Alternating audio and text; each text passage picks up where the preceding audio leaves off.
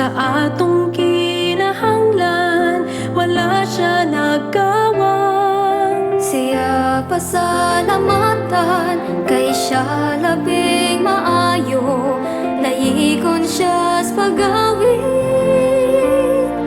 natuig suon ko. Mga panalangin, kinahon nga gaabot, binalot tinagsatagsa, matibugikan kaniya, ang iyang kadagaya, walay kabutangan, magkakaroon o kanunay,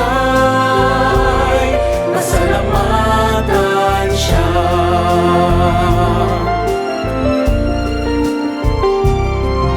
Sa atong panerbisyo, sa tanang nangingahanglan, ang atong pinangdalit, kaniyaning tanan, ang kalinaw kalipay, na atong matalamtam, gikan tanan.